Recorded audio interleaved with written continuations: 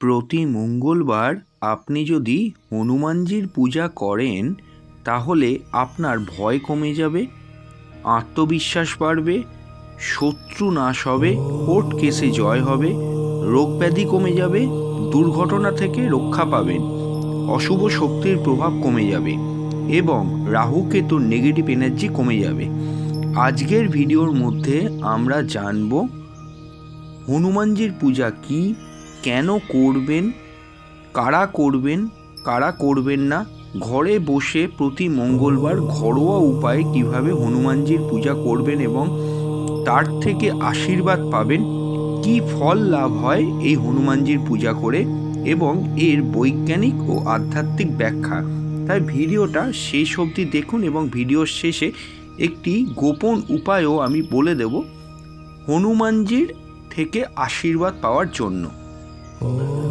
হনুমানজির পূজা হলো প্রতি মঙ্গলবার আপনি হনুমানজির মূর্তি রেখে বা ছবি রেখে পূজা করতে পারেন আপনার গৃহে। হনুমানজি হলেন শক্তির প্রতীক, তিনি ভয়ের বিনাশকারী, মঙ্গল গ্রহের অধিদেবতা এবং ভক্তের রক্ষাকর্তা। হনুমানজির পূজা মানেই শুধু ধূপ ধুনো নয়, এটি হলো নিজের ভিতরের ভয়, অলসতা, দুর্বলতা ও নেগেটিভ শক্তিকে জয় করা। মঙ্গলবার হলো মঙ্গল গ্রহের দিন, আর হনুমানজি হলেন মঙ্গল গ্রহের অধিদেবতা। তাই মঙ্গলবার হনুমানজির পূজা করলে মঙ্গল গ্রহ শক্তিশালী হয়, শান্ত হয় এবং জীবনের বাধা কাটতে শুরু করে। যাদের জীবনে বারবার বাধা আসে, যাদের জন্মছকে মঙ্গল গ্রহ দুর্বল, যাদের কোর্ট কেস চলছে, যারা ভয়, দুশ্চিন্তা এবং ডিপ্রেশন ফিল করেন, যাদের মনের জোর একেবারেই কম, যারা ছাত্রছাত্রী, ক্রীড়াবিদ, কোনো খেলাধুলায় যুক্ত আছেন, ক্রীড়া জগতে যুক্ত আছেন, পুলিশ প্রশাসন বিভাগে কাজ করেন, সেনাবাহিনীতে কাজ করেন, তারা হনুমানজির পূজা করতে পারেন।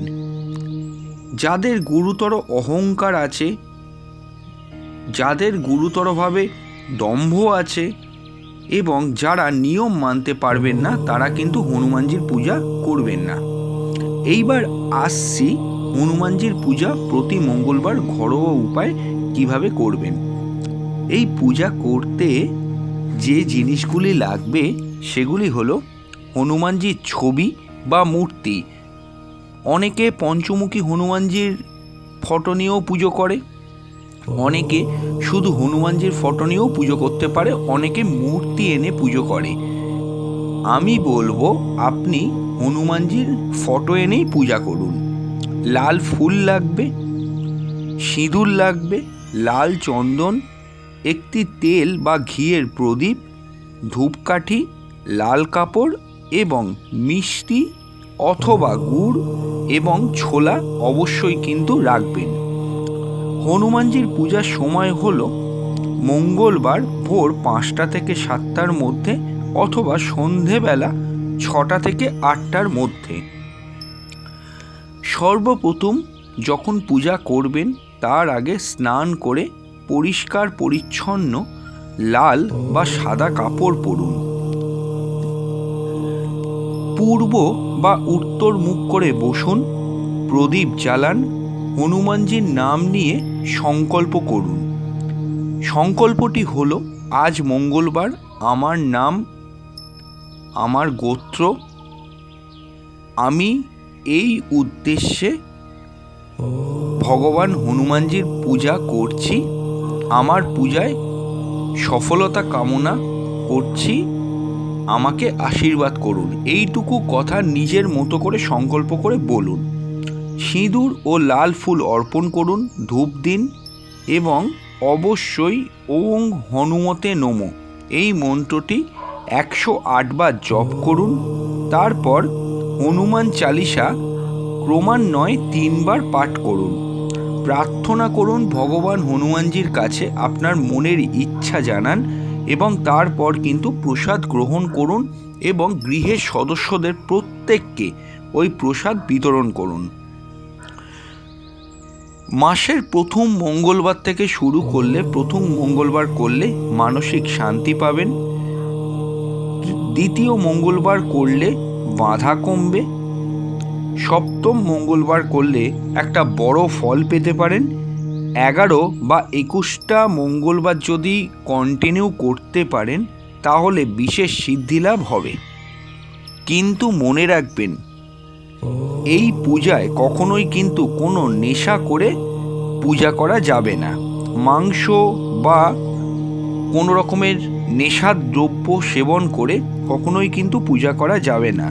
মিথ্যা বলা যাবে না, কাউকে কষ্ট দিয়ে পূজা কিন্তু করবেন না। এগুলো করলে ফল কিন্তু পাওয়া যায় না। এইবার আসছি যেটি ভিডিওর প্রথমে বলেছিলাম যে বিশেষ গোপন উপায়, সেটি হলো 11টি মঙ্গলবার একটানা হনুমান চালিসা 11 বার করে পড়ুন। প্রতি মঙ্গলবার পড়তে হবে। শেষে 11টি মঙ্গলবার হয়ে যাবার পর লাল কাপড় কোনো গরিব দুঃখীকে দান করুন এবং তারপর আপনি নিজেও দেখবেন আপনার জীবন বদলাতে শুরু করবে। আর মনে রাখবেন, মঙ্গলবার সাত্ত্বিক আহার গ্রহণ করবেন, কখনোই কিন্তু মাছ, মাংস, ডিম খাবেন না এবং নিরামিষ আহার গ্রহণ করলেও সেখানেও কিন্তু আপনাদের সমস্যা নেই। যদি এই ভিডিওটি ভালো লাগে লাইক দিন, শেয়ার করুন এবং বলুন হনুমানজি আমার প্রণাম নেবেন। জয় শ্রীরাম, জয় হনুমান।